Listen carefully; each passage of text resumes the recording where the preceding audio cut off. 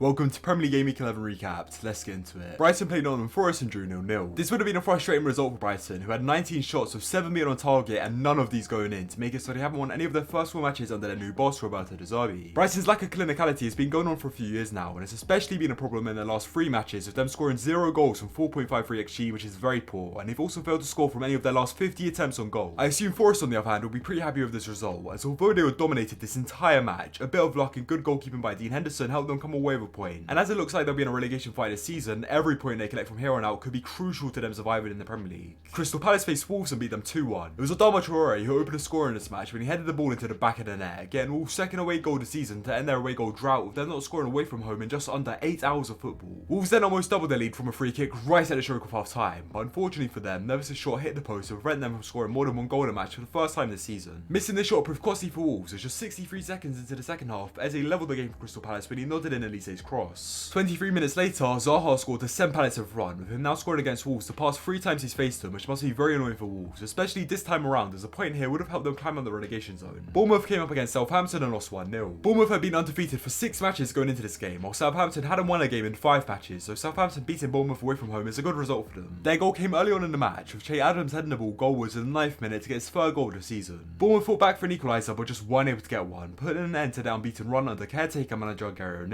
Southampton will definitely be pleased with this result. This was their first win since the 30th of August, and it's the first time they kept a clean sheet in 17 games. Brentford were up against Chelsea and drew 0-0. It was a neck-and-neck match, with the 2 West London sides both having 5 shots on target across the 90 minutes and sharing the points between each other at the end of the match. Ivan Toney came close to scoring a few times this match, with him having 3 shots on target and missing 2 big chances, but Kepa did well to deny Toney to keep his side in the game, with him now keeping a 5th successive clean sheet after starting the season as Chelsea's second choice keeper under Thomas Tuchel. This match has extended Chelsea's unbeaten run under the new manager Graham Potter to 7 games, which is a big improvement in comparison to the start of their season, where they had lost 3 of their opening 7 games across all competitions under Tuchel. Liverpool faced West Ham and beat them 1-0. Darwin Nunez was the man to get Liverpool's goal in this match, with him scoring his first goal at Anfield in the 22nd minute of the game to send his team in front. Later on, West Ham had the perfect opportunity to level the game right before half time, and they awarded a penalty for a Joe Gomez foul on Bowen, but Bowen's penalty kick was stopped by a great save from Alisson to keep the scoreline at 1-0. Liverpool worked hard for another goal to extend their lead, but weren't able to get one, but this didn't really matter by the end of the match, as West Ham were unable to equalise despite having a couple of promising moments, leaving Liverpool for all 3 points, helping them climb to 7th in the table. Newcastle played Everton and defeated them 1-0. Newcastle's goal in this match came through Almiron in the 30th minute, with the Paraguayan midfielder scoring his 5th goal of the season to help Newcastle go unbeaten for 6 games and remain in 6th place. Calvert-Lewin started his first match of the season this game after recovering from a knee injury he picked up right before the season started. However, neither him or his teammates were able to register a single shot on target across the 90 minutes, leaving Everton 1 point above the relegation zone. Man United were up against Spurs and won 2-0. This was a dominant performance from Man United, who outplayed Tottenham from minute 1 to minute 90, and they could have easily scored more than 2 goals if it wasn't for some goalkeeping heroics by Hugo Lloris. The scoreline was still at 0-0 by the time the half-time came around, which was honestly pretty surprising, as United had taken 19 shots, with Hugo Lloris saving all 5 of the ones that were on target. It was a slightly different story in the second half, however, as just 2 minutes after the break, Fred finally managed to break the deadlock in this match when his shot deflected off Ben Davies and passed to Lloris. Then in the 69th minute, Bruno Fernandes doubled United's lead to secure all 3 points. Despite having the 3 points in the bag, there was late drama regarding Man United. Ten Hag tried to substitute Ronaldo onto the pitch late on, but Ronaldo refused to come on and instead walked off the pitch in the 88th minute, with him clearly not being happy with his new role as a bench player. Since this occurred, it's been confirmed that Ronaldo won't be in United's matchday squad for Chelsea, which is deserved in my opinion. I get that he wanted to leave in the summer and wasn't able to, but he should be acting more professionally. Fulham came up against Aston Villa and beat them 3-0, resulting in the sacking of Gerrard.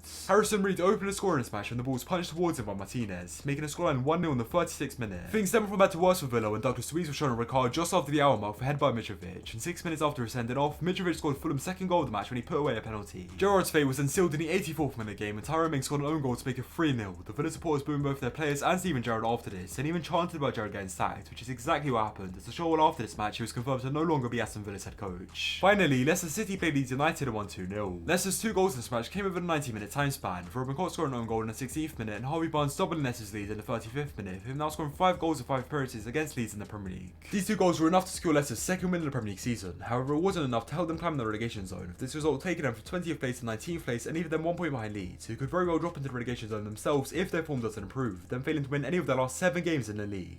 Anyway, that's Premier League Gameweek 11 recapped. If you made it this far and enjoyed the video, be sure to leave a like and subscribe if you haven't already, and more share, comment on your opinion on any matches having this game week. With that being said, have a good one guys. See ya.